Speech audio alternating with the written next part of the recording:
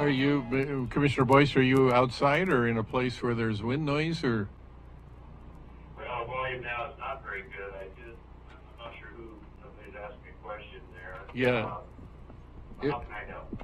Well, can you hear me? This is John Hitt. Can you hear me? Yes, I can hear you. Thank you. There seems to be some wind noise or maybe it's some of your many fans there cheering you, or there's some kind of background noise coming through. Yeah, Okay, I usually remember to mute it. I will do that now, and that will hopefully eliminate any background noise. Okay, thank you. Mute what? Huh? Mute what? Oh, I don't know. I'm not sure. Well, we're going to get this meeting started. We'd like to welcome our one participant in the audience, Mr. King. And we'll start by saying the Pledge of Allegiance. So if you join me. I pledge allegiance to the flag of the United States of America and to the republic for which it stands, one nation under God, indivisible, with liberty and justice for all. For what? For the pledge. It's not a speed reading contest. I'd like to introduce everyone who's here. We have Administrator Hitt to my left, far left. We have Chair. Commissioner Huxley, myself, Commissioner Gold. We have Council Huddle and Administrative Assistant John Jesuit, and Commissioner Boyce is on the phone. So let's move on. I have one thing. We're going to move to adopt an amendment or agenda, talk about the agenda. Council Huddle asked me to add something to the executive session regarding the Weyerhaeuser agreement that was made, I believe, December 6th. And that's under 192.6602. Do we have any other amendments to the agenda? Administrator Hitt. Thank you, Madam Chair. No amendment, but just a couple of points of clarification. I'm not sure how important it was, but it is in your second version here of the agenda, but we missed in the initial email mailing of the agenda on Friday the AJRS for the Brookings Airport sales status, and then inadvertently 2 copies of the marijuana taxation proposal of that AGRS were inadvertently sent. So again, I'm not sure either one of those make any difference, but just wanted to clarify that. Okay, I got the agenda Revised, this morning, yeah, okay. the revised one, Okay, so I'm very good with that. Okay, thank you, Madam Chair. Do you have any agenda amendments, Commissioner Huxley? No, I'll have comments after we Get into it. are ready to approve, if we have a motion Okay. and a second. Commissioner Boyce, do you have any amendments to the agenda? No, and if I understood Administrator Hitt correctly, the marijuana taxing initiative for the 5 counties probably not even going to get sponsored from the Josephine County area state rep. So I could explain that or spend some time on that, and but I definitely need to spend much time on that today. Did I hear Administrator Hitt correctly? Commissioner Boyce, this is John Hitt. Yes, I just was primarily commenting that when we sent the agenda out on Friday afternoon, we inadvertently included 2 copies of the AJRS for the proposed marijuana taxation law that was sent out to us by Association of Oregon Counties. So I just wanted to clarify that for the record, but I believe your point is well taken, and certainly when we get to that, we'll give you or I'm pretty sure the chair will be open to giving you the opportunity to comment on that. Okay, so. Okay, thank you. I will, and that's all I have, Madam Chair, on any kind of agenda. Okay, do we have a motion to approve the agenda as amended? I'll motion to approve the agenda as amended. Do we have a second? Second. Okay, discussion? Yes. Just for the record, because what we continue to do here is get more and more items on the workshop. And when we had our meeting last Wednesday, there were 2 items. Now there are 4 plus 2 executive session items. Of those 2 extra ones, neither was submitted on time per policy, but the administrator has the authority to waive that. So we keep waiving our rules, and I question why we have rules if we're going to continue to waive them. My second comment is because of some of these items, in my opinion, just the personnel rules that on their own and the discussion that needs to, I believe, to occur could consume a 2-hour meeting easily. Again, this is in my opinion. I think with most, I just received late Friday the suggested or recommended changes to about 150 pages of personnel rules. I had other things going on the weekend, so I've had basically 2 days to try and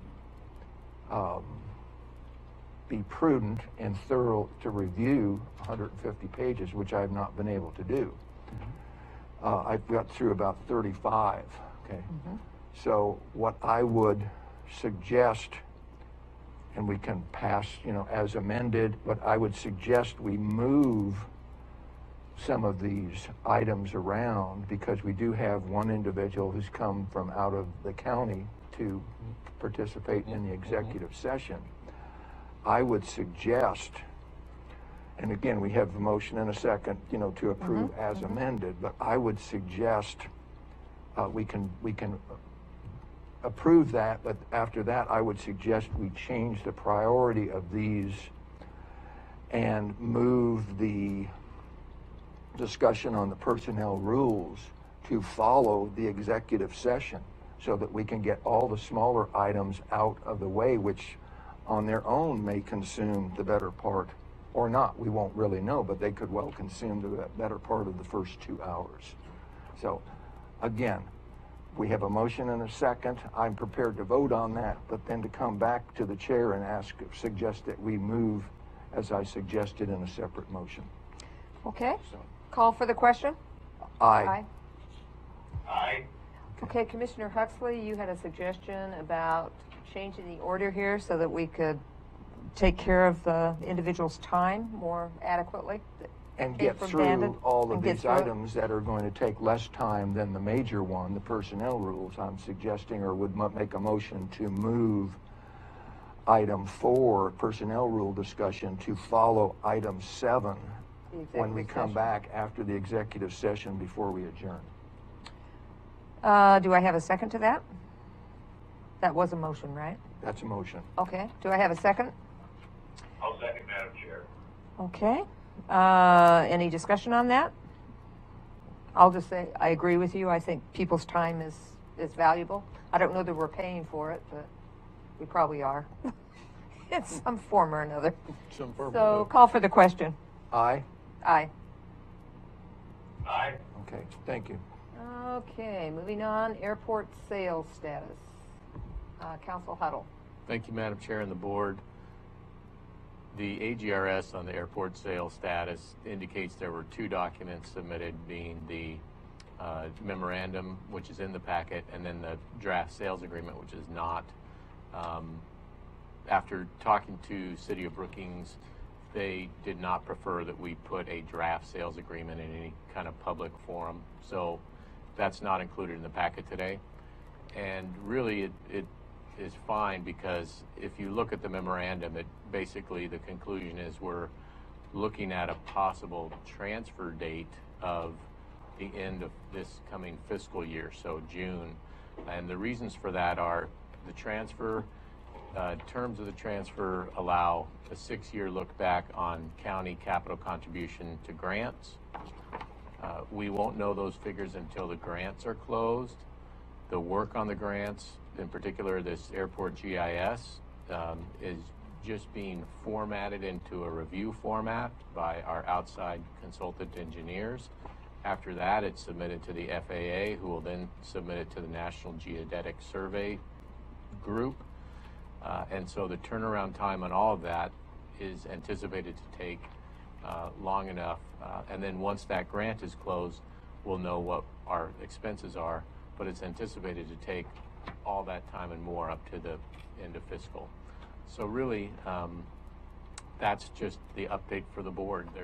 So really this will probably not come back to the board for a number of months, but if you recall, we were making some progress, and now we've just learned some things. So we just wanted to share that with the board to give you some expectations on that. Okay.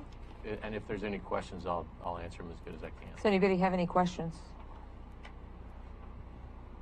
Commissioner Huxley?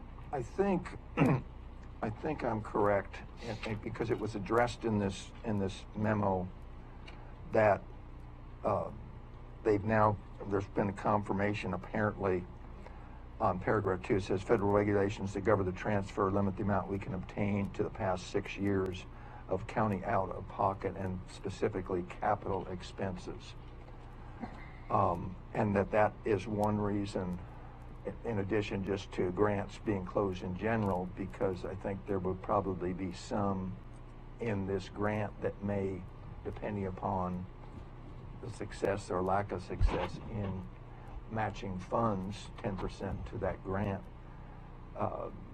also be something in capital contributions that the county can basically request in the sale. And what I think also is going to comprise the great bulk of those claimed capital improvements is almost an entirety of the county's lack of matching, of basically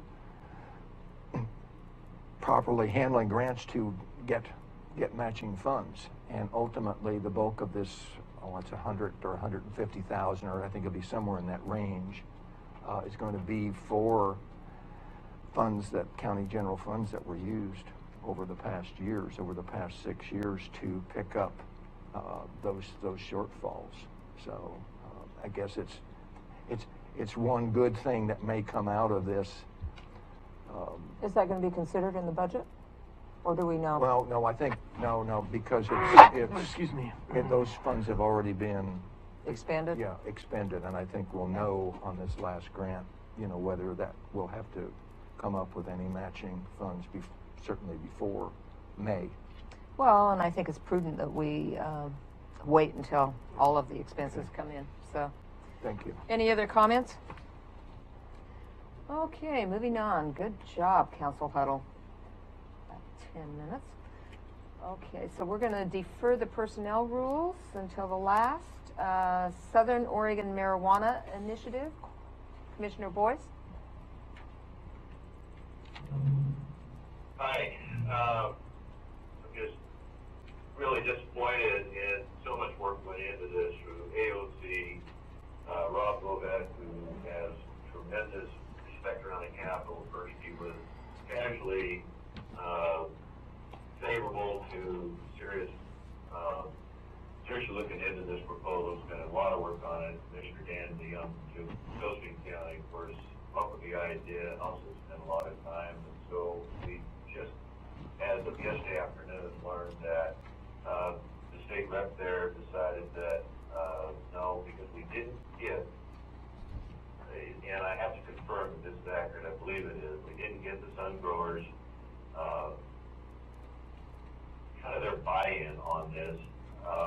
And they're pretty well represented in the legislature through their logging efforts. He felt, the representative there felt like until we got that this needs to be deferred, perhaps indefinitely, maybe the 2019 full session. And so, yeah, it caught a lot of us off guard. It was, as you know, the 5 counties, the most depressed counties in the state, who's Douglas, Curry, Josephine, Jackson. And so it's not going anywhere this year. So we lose another year. And it's so complex with the amount of involvement in the federal government and the absolute expansion of the industrial growth of this issue and what it means for us culturally, what it means for, we've had this discussion, we've had workshops. And I think probably the biggest disappointment a lot of people have is that are involved in foreign and watching this closely, is that the illegal growers, this was an opportunity to get them in line with the Oregon Liquor Control Commission. And I'm not saying that won't happen in other ways through different law enforcement agencies, regulatory groups, but it doesn't look like it's going to happen under this bill. And the other, now I'll conclude with this, Madam Chair. The 5 counties, some of the other counties were, in a sense, balking a little bit because they felt like, what about, we have marijuana issues and illegal producers in our area too, but the best chance we had to get this passed was for the 5 counties, and almost in somewhat of a test case, and it would have, a reasonable assumption, opened doors down the road for the other counties in Oregon in general. Right now, Oregon has the dubious distinction of being the #1 exporter of quality marijuana in the world. And again, not to overstate, but it has just happened so fast.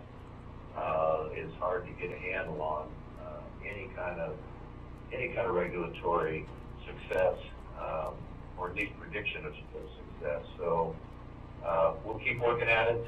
I've encouraged Commissioner DeYoung to stay the course.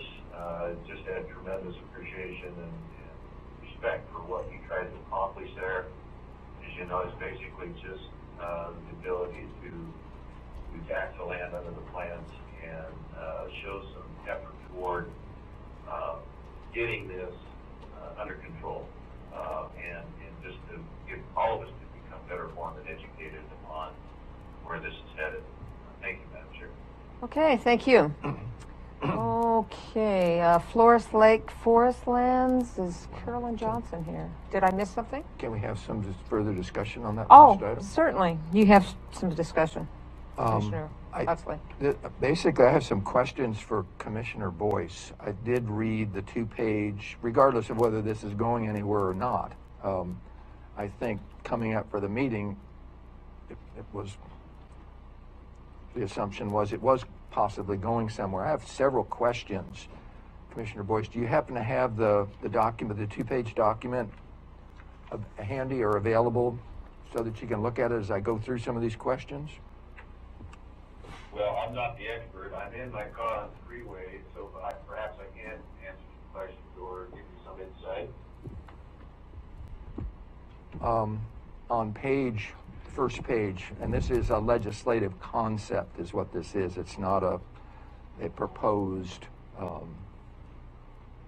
House bill or Senate, legislation, Oregon Senate legislation.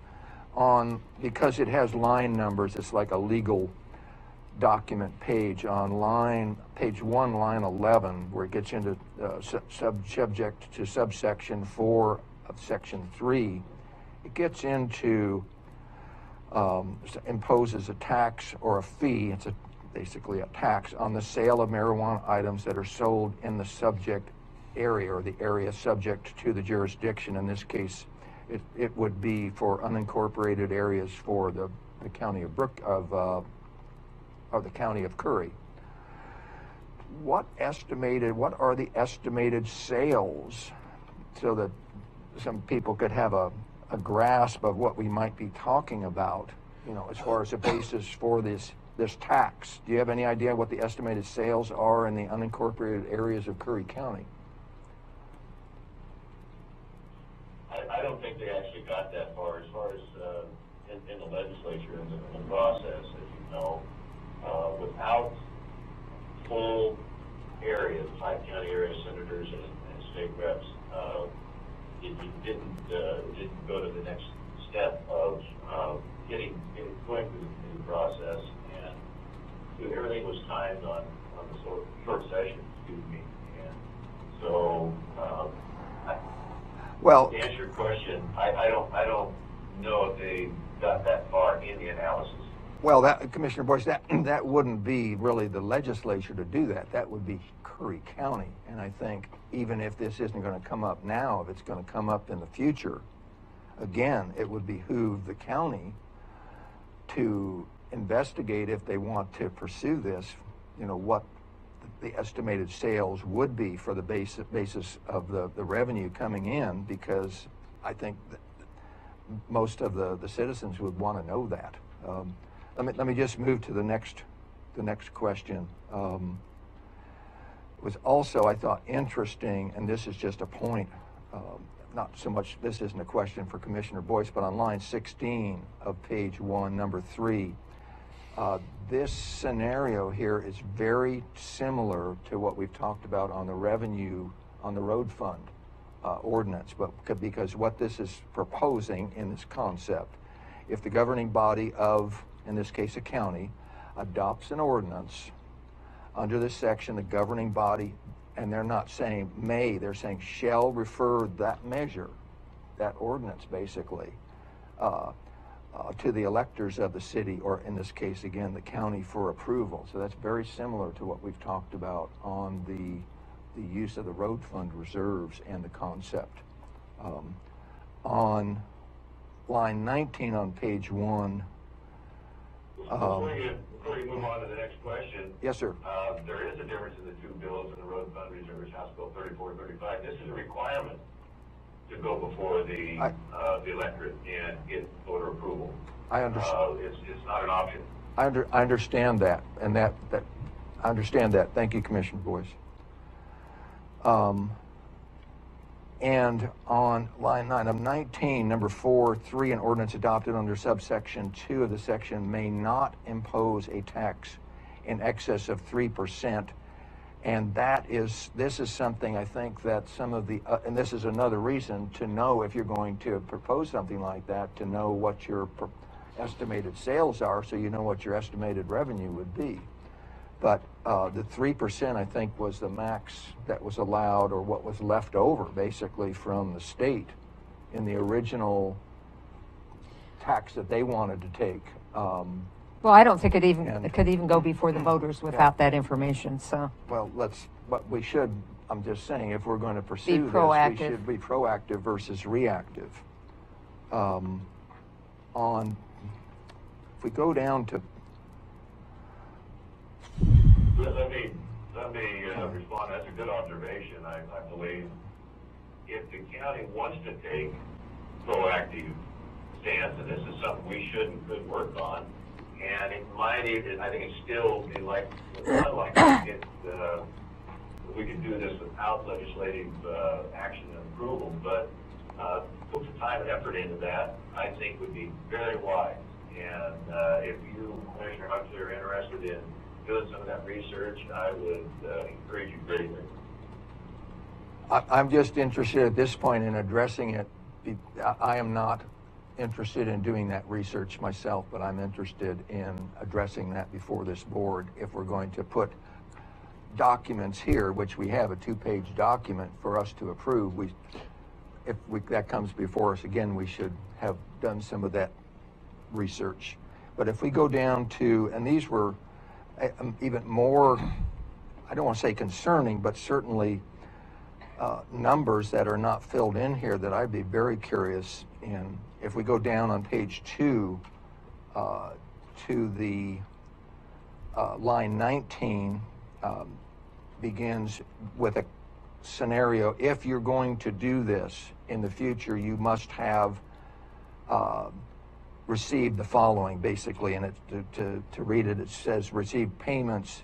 So if the county was going to do this, or any, I assume any of these counties, on this legislative concept as written, to have received payments in the amount that was equal to at least 40% of all monies deposited into the county general fund in that same period.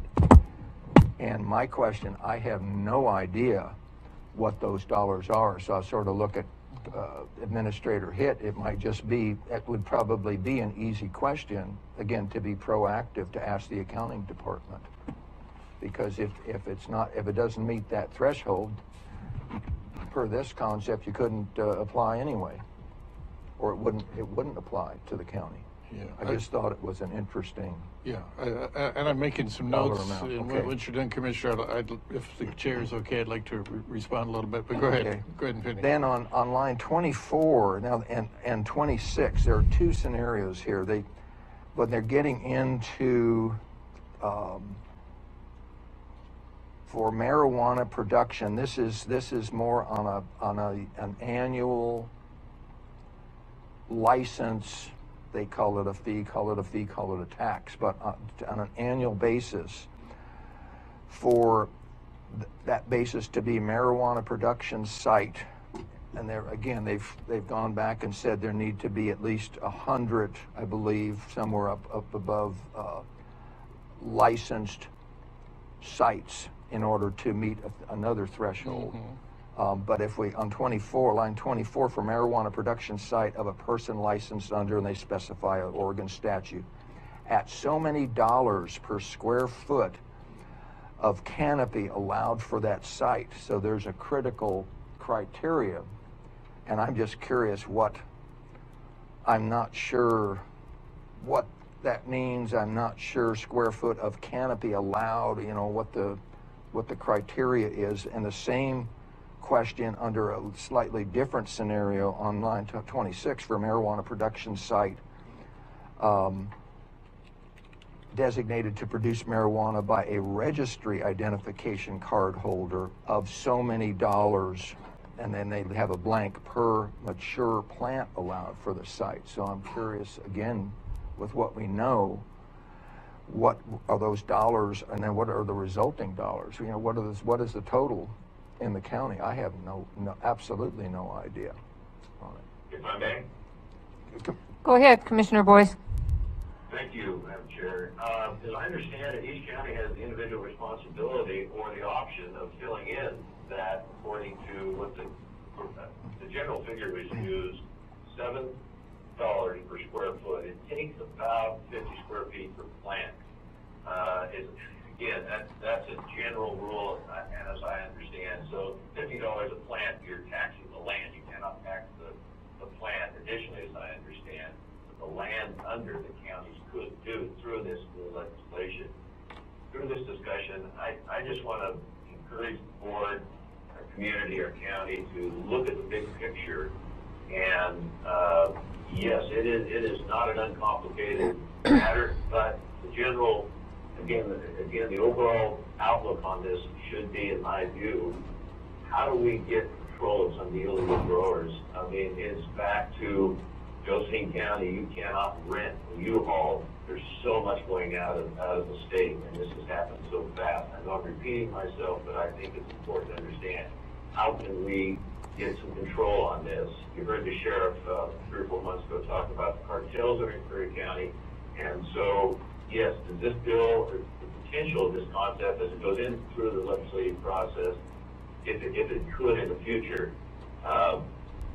the issues that seem to be a little bit complicated or that need answers, everybody understands that, and it will take some work, and it will take some commitment. Thank you. One last question, and that's very helpful on the $7 per square foot general figure. Is there been a general figure kicked around for the next blank, which was for production site of a person designated to produce marijuana by a registry identification card holder of X dollars per mature plant? Has there been any number kicked around for that you're aware of?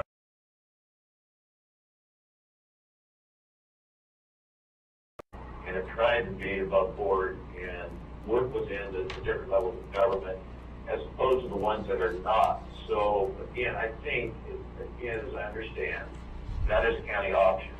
But it depends on if you're working with the OLCC on the recreational portion versus the medical, the Oregon Health Authority. So yes, it is pretty broad, but I think the young and Babette from AOC worked pretty hard to get us, considering the amount of time they put on this and what they put on the table to try and get this even to first base. You can see what's happened now. Okay. That's all I have. The reality of losing a year. I'm kind of looking at the big picture here, and the big picture is right now they're being taxed as just plain old farmland. And there's a huge difference between farmland, which doesn't eke out too many profits or revenue, versus marijuana. So I think that's why they're doing this. This is just my take on it. Did you have something to add to that? Yes, thank you, Madam Chairman. To respond, not directly, but sort of indirectly in a kind of a broad picture sense to Commissioner Huxley's comments. What often happens in these situations where your governing or your organization that you're participating, Association of Oregon Counties, League of Oregon Cities, put together, it's very common during a legislative session and just prior to legislative session to put together various legislative concepts, either favoring a certain course of action or in opposition to a certain course of action, that are broad brushed. In other words, all the details aren't figured out yet, and they're just haven't progressed that far. I don't think it's, in my personal opinion, a wise use of staff time to try to fill in all the details. First off, I'm not sure we could to a large degree because, again, at the AOC level, it's still just kind of more of an idea or more of a, do we want to consider having, giving certain counties the option, and it's only an option, it's not mandatory on us or any other county, to have a possibility of imposing additional fees or taxes upon marijuana growers. Now, my own personal view of that is I think we should have that option. And so I would personally support the legislature moving in that direction. Now, again, it's very common for those organizations to come to the counties and cities that are members and ask for some type of statement of support. Yes, we favor this idea. Yes, we favor, at least in broad brush, this type of legislation, or no, we oppose this type of legislation. Again, without the details being filled in.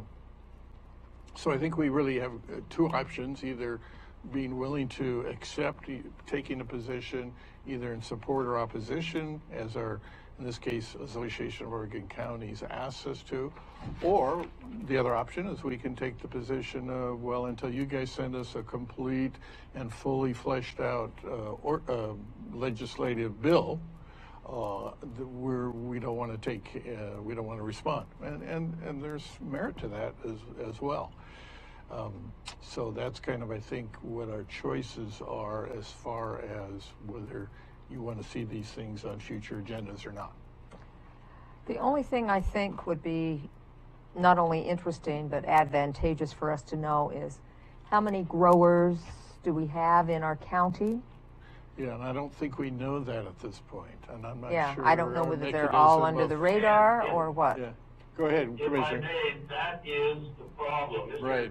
Mr. Hitt, you said it very well, and I appreciate you said it better than I did. The number one thing is the 5 most economically depressed counties, the effort, the objective was to see if there was a realistic way, number one, to get additional legitimate revenue back to these 5 counties. Number 2, can we get these illegal growers under the control of the state and potentially out of business if the federal government steps in? And maybe that's the best thing. I have many people who want a total weed-free Curry County, and it's hard for me to disagree with that. But anyway, the second thing is, can we get the illegal growers to come to the table and say, you need to do your homework and you need to comply, or the county, the state, and the federal government is going to make it difficult for you. Thank you. Commissioner Huxley? Okay, the comment to Administrator Hitt, that it probably wouldn't be a good staff, investment of staff time, but the point is not for collecting data from illegal growers. It's collecting data that we know the state of Oregon now has.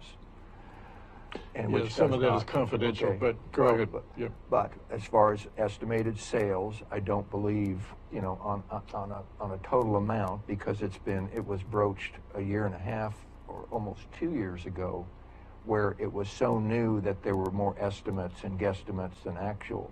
But I don't think that is a difficult order of magnitude number to get. That would take much time at all from the state. And the second bigger question that would take little to no staff time would be on the item that was addressed, that at least in this proposal, was that the the threshold that the county must have with the base year of 2008, that at least 40% of the revenue was from the Secure Rules School Act. Should be a very easy number to get with very little time from the accounting department, because I'm curious on that one. Yeah, and I don't want Administrator to Hitt? continue a debate really, but just two comments real quick. And if Commissioner Huxley wants that information, I'm happy to go get it for him. I mean, that's no problem. But I would say, from my perspective, whether the sales in Curry County are $1 or $100 million, to me isn't a big deal at this point. Now, again, if you want to put something on the ballot, which this would require us to do, because again, this is strictly proposing an option. Do we want to conceivably have in the state law, broad brush question, an option for counties to possibly tax or impose a business license fee on marijuana growers? Yes or no? Now, again, to me, it doesn't make a big difference as to whether that potential tax revenues for us is a little tiny, teensy-weensy number or this gigantic number, until or unless such a law is passed and we're prepared to go out, and it would be obviously the board's choice, prepared to go out and ask the voters to approve such a tax. That's my view. Commissioner Huxley? Okay. The example given, and really it's not realistic, but $100 million, if it's a high number, it is a very big deal, because we can go right now with the 3% on that revenue. So that's aside from any. Okay, that's not how I read this, but if you're no, correct, that's on the great. books already. Okay. Absolutely. Then I will track that number down. That's a very big deal. I will track that number down Because post haste. that's one of the reasons that it was so sort of nonchalant originally, because the numbers that were thrown out as far as the 3% to whatever the sales were was a very small number estimate that was thrown out a couple of years ago. But I have no idea at this point, but it could be a very big deal. So that's my. I will do my best to track that number down. Contact. So if that's possible, I think we should do that I agree. at this point in time. Okay, any other discussion? So moving on, Flores Lake Forest Lands, Carolyn Johnson. Good morning, Carolyn Johnson, Community Development Director. I wanted to have a little time with the board on a potential project that would take a fair amount of time on my part. As you know, we've been looking at the Flores Lake Forest Land area, and you talked about that last September and provided some pretty good direction on seeing if and how we could move forward with that property in a conservation, passive recreation mode. And I've been working on that. But in the meantime, there's an opportunity that's come up to apply for a state parks grant to do a master plan for the property, which I think would be a really good idea, to have a plan like that, regardless of who ends up managing it and what it ends up being used for. A master plan would enable the county to put together a roadmap on how the project area could be developed or not developed. For instance, if there were areas identified that shouldn't be developed at all, there shouldn't be anybody out there in certain sections of the property, that would be identified in the plan. It could identify trail locations, it could identify other amenities where you might want to put benches, things like that. That's kind of a microcosm of the things that you can find in a master plan.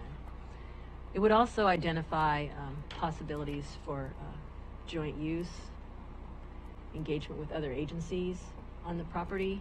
Master plans can be very fluid. They offer a number of options, but they also identify some specific things that would be really important for any agency that would handle a big parcel like this.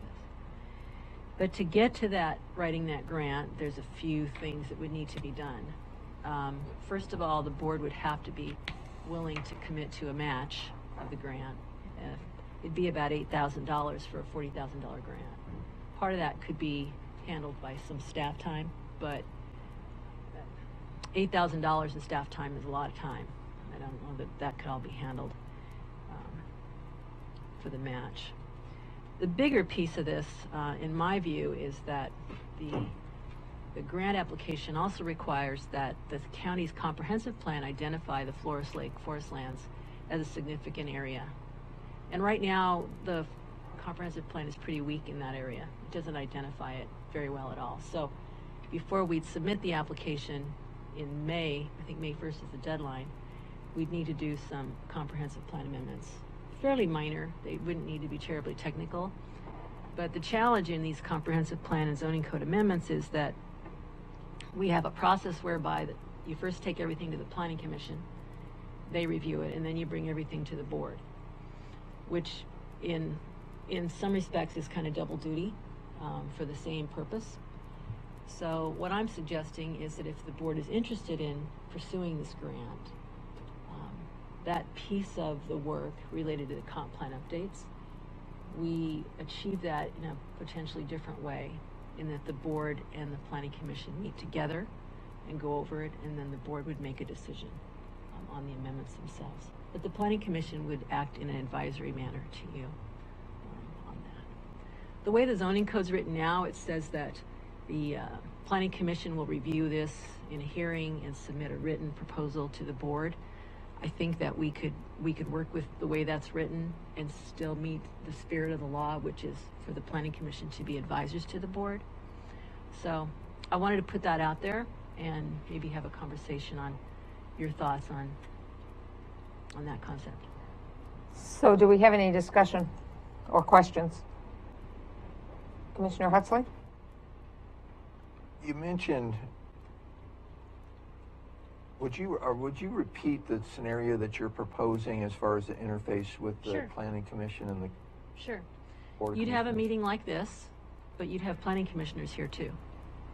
And we would go through the comprehensive plan amendments and present them.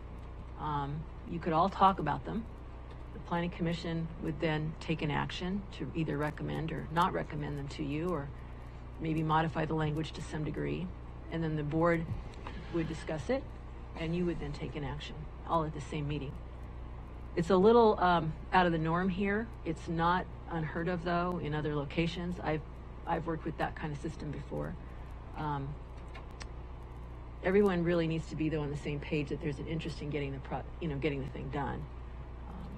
But this language that I think we'd be looking at would not be something that would be, I think, terribly controversial. I think you have a very strong consensus in that area and throughout other parts of the county as well, that Flores Lake forest lands are very special. And I think it's fitting that you look at some comp plan amendments anyway to include that. So, but that would be the process that I'm suggesting. I'm sure there's other ways to do it too, but.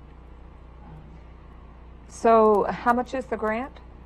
The maximum amount is $40,000, and we would need to match that with $8,000. 8,000. Okay. Commissioner Huxley? You want to Oh, defer to County Council first? County Council? Well, so I think if you listen to what the planning director said, the process she's proposing is not in our code. And generally with Oregon land use, you have to follow your code to have a decision be valid. If you don't follow your code, people can challenge it. And she mentioned that this is familiar in other places to her, and that we would be complying perhaps with the spirit of the code. That's nice, but it's not my experience that complying with the spirit of your code when there's a specific code process to follow has a lot of success. Could So we look at- I would like to know Sure. from the planning director, how do you identify the problem of having it follow our current code right now? What is the problem? I don't think it's a problem per se. I think it's timing. If you look at our current code, when it talks about the procedures, it says that I'm sorry, I should have brought it. I don't have it in front of me. But it says that it's in, I think it's chapter 2. It says that the Planning Commission will hold a meeting and they will provide a written recommendation to the board. they'll have a public hearing to do that. If that could all happen in one meeting and the planning commission do their thing and then the board do their thing, I think you would then meet the letter of the law. But I would defer to you on that. Okay. So the other question I have is before we even get to the planning commission on and what you're proposing here is a comprehensive plan amendment, is that right? Yes. And so from start to finish, you start with some text, and then that goes to the state, and they have a certain amount of time to review it. I would send that to the state ahead of your meeting. Correct, and there's a certain number of days you have to do 30 it. days. What I'm trying to do is really get back when you need the decision by, and then working backwards, what the timelines are and the steps. I would need the decision by May 1st when the board is, or when I have to submit the application. And frankly, we'd have to move back from that maybe by, April 1st. So we'd be looking at something coming up pretty soon. Send something to the state, set up the hearings that could potentially happen one right after the other.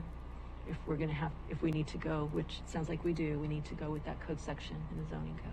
Well, I just, what you're talking about, and you mentioned a consolidated hearing. If I'm not mistaken, in the past, what we have done is have two different hearings and comply with the code and have a decision of one body making the recommendations essentially be finished on 1 week, and then the very next week we have the meeting scheduled ahead of time and just have a very short window of time between the meetings to help. And what you're saying is yes, and in this case, the short window of time would be, virtually instantaneous, or 1 minute to the next. What about having two meetings both on the same day? That'd be fine. What's the? Okay. That would be So fine. I'm just trying to, the joint meeting part. What I'm concerned also about I'm just having the contemporaneous exchange of ideas amongst the two different bodies, which maybe someone could argue could defeat the recommending versus not. It's just I think there's other ways to do it than having a joint meeting. And I'd like to just have the time to go over the code before having the board make a recommendation. What might make sense is after hearing some of the concept here, we bring it back to the board at its next meeting to make a decision on whether it wants to do it, since you can't make a decision today anyway. So, but I just am not comfortable enough with the concept departing from our standard procedures, which if there's one way to get have a legal problem in land use, is to not follow your own procedures. And so what I need to do is get comfortable with Planning Director Johnson's idea and make sure it follows our procedures. Otherwise, you would probably have to amend our code to allow for a joint meeting, and that would defeat the whole purpose. Well, we'd have to go through quite a bit of Exactly. time to get there. So. Correct. So I just want to get more comfortable with it. Perhaps between now and the next meeting I could, but maybe there's other ways to do it than a joint meeting. The joint meeting is just, I have seen joint meetings for study sessions and work sessions, but not for decision making and deliberating. So, Well, one thing I was hoping to come away with today is to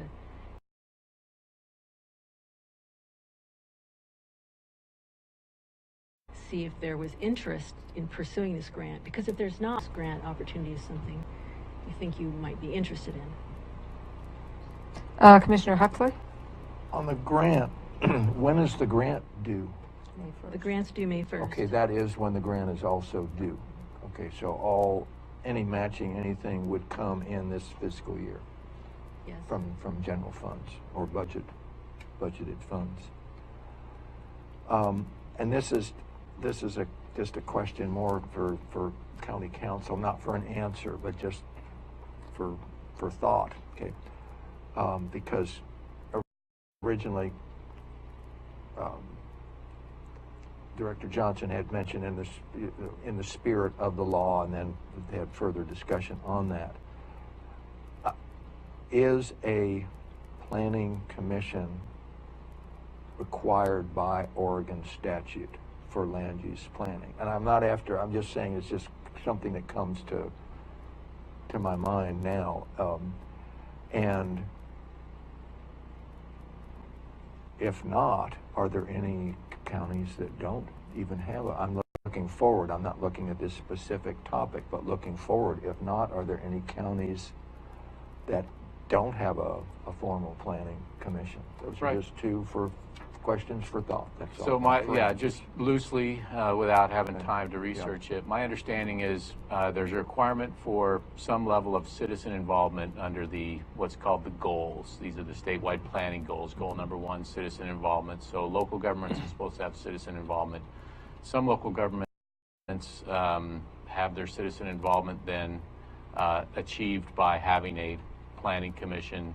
Some have a separate citizen planning advisory committee or some other level of thing and a planning commission. But then the statutes specifically allow for a local government to have a planning commission or a hearings officer. And I believe there's some counties, I came from Jackson County, I'm nearly positive they have a hearings officer. And so some counties have opted for hearings officers. And then there's even more to it.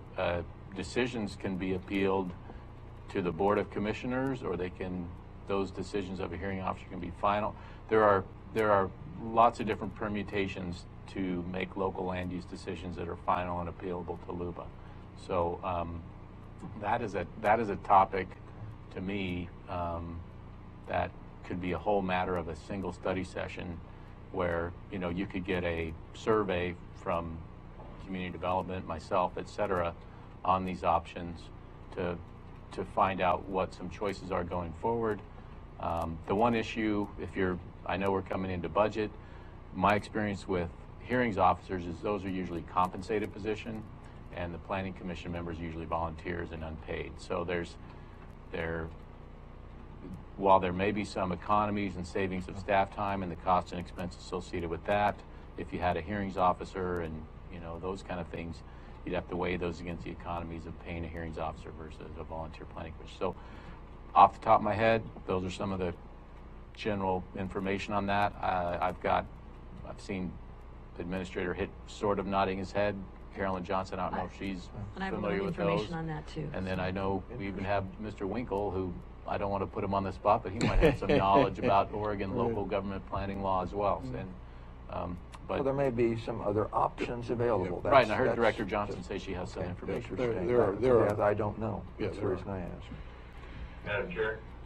Yes, Commissioner Boyce. Thank you.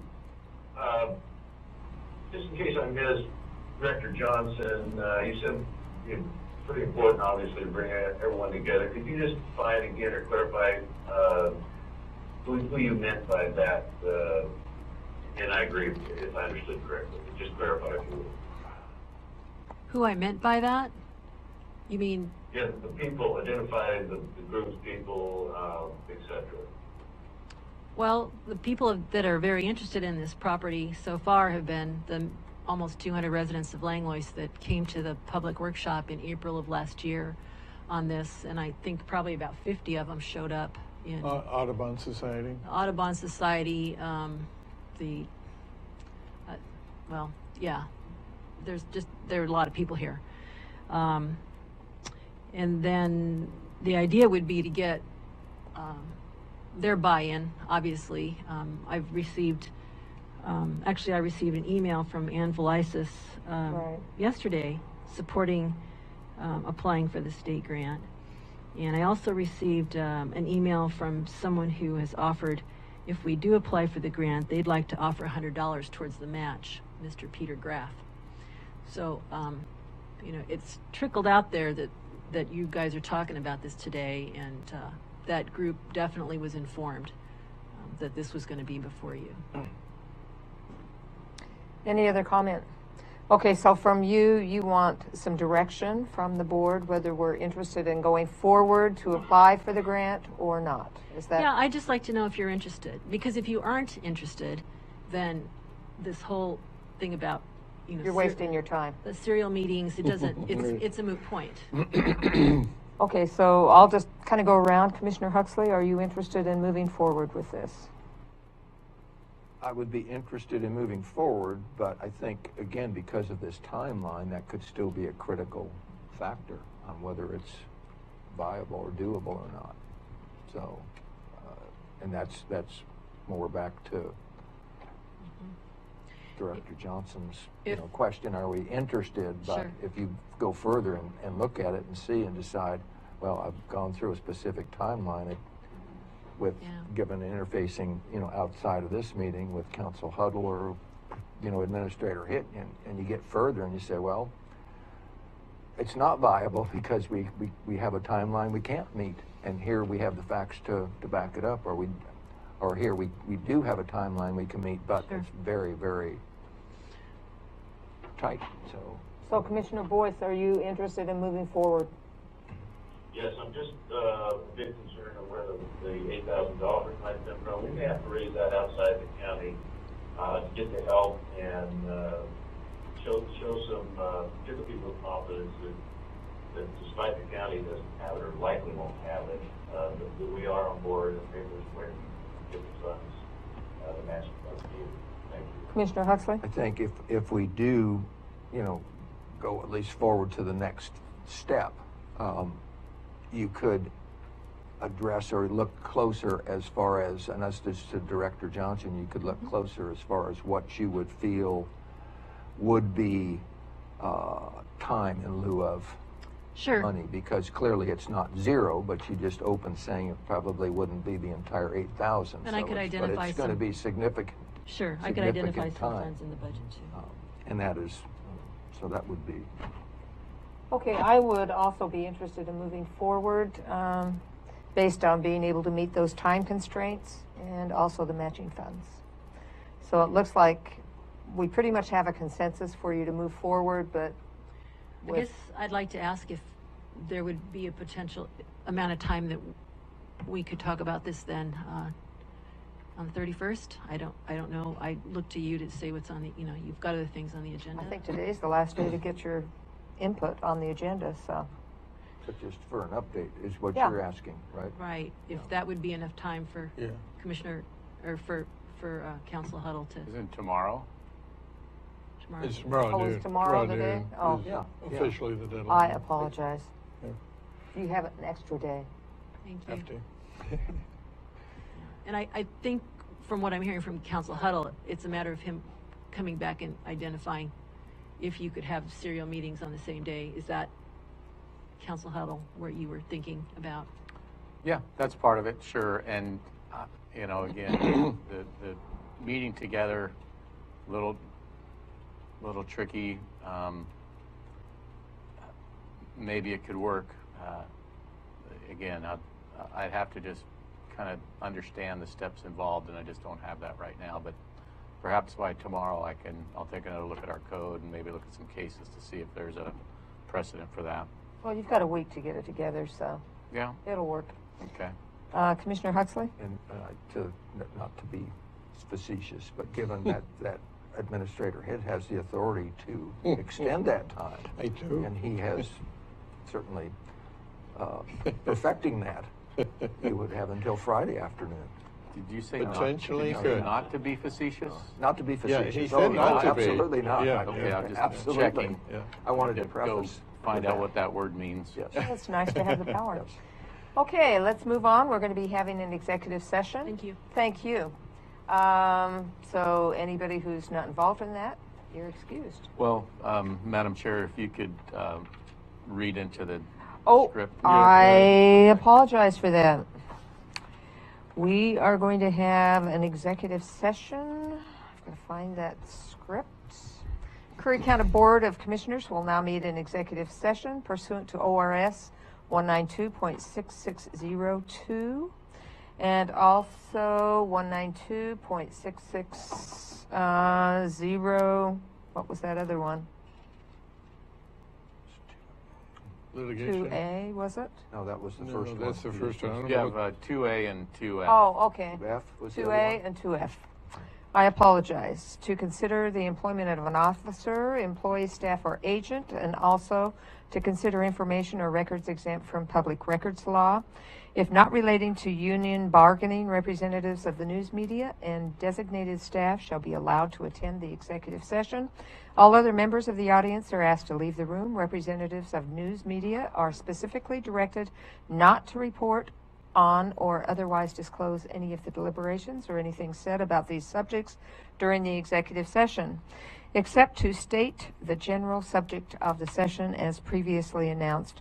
No decision may be made in executive session. If we make a decision, it will be made in an open public meeting. At the end of executive session, we will return to open session and welcome the audience back in the room. So with that, we'll move on to the executive session. Thank you. Thank you for